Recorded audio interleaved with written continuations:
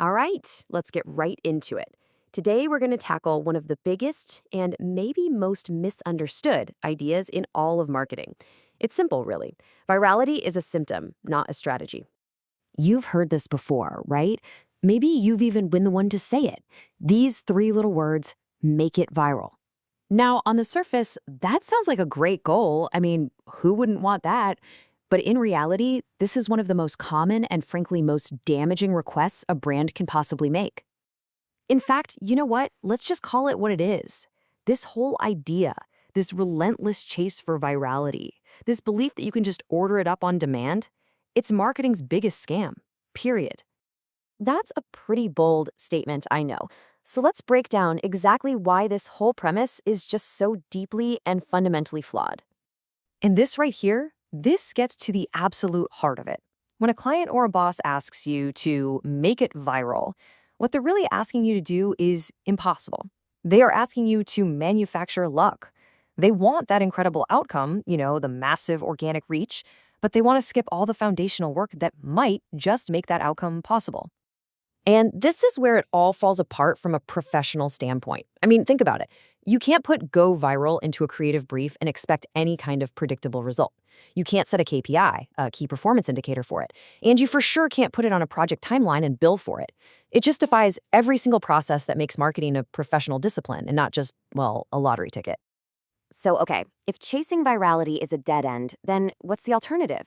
Well, it takes a fundamental reframe in how we even think about success. We have to stop seeing virality as the goal and start seeing it for what it actually is. And this explains the core concept perfectly. Virality is an outcome of resonance. It is a symptom.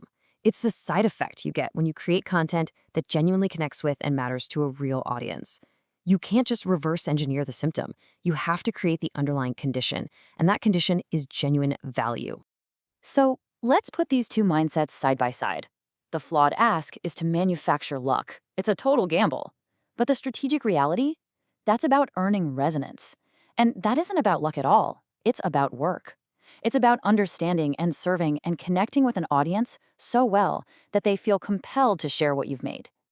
So, how do you earn that resonance? Well, it's not with one-off lottery tickets. You do it by building a content system. This is the reliable, the repeatable alternative to just chasing lightning in a bottle. This quote right here is the key that unlocks the whole thing. You have to change the fundamental question you're asking. The strategic question is not how do we go viral, it's what does our audience actually need to hear from us and how can we say it better than anyone else? And this brings us to the nuts and bolts of it. A solid content system is built on 4 key pillars. First, a consistent posting schedule. You've got to build that habit. Second, 3 defined content pillars so your audience knows what you're about.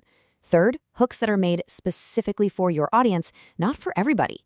And finally, conversion-focused calls to action that actually drive business results. Now, I know this all sounds great in theory, but what does it actually look like in practice? Let's dive into a real-world case study of a brand that made this exact pivot. And the number you really need to remember here is 90. That's it. Just 90 days. That's how long it took this brand to completely turn around a failing strategy, all by ditching the viral chase and committing to a system. Just look at the difference here. It's night and day. In the first 3 months, the viral chase phase, the focus was all on trending sounds, silly memes, you know the drill. The result? Growth was totally stagnant, no business traction whatsoever. But then, for the next 90 days, the system build phase, the focus shifted entirely to audience needs and providing real value. And you know what? There were no viral hits, but they got something much, much better. Steady follower growth, real leads, and actual sales calls. And that really brings us to the ultimate bottom line. This is the hard truth that every single business owner and marketer needs to get tattooed on their brain.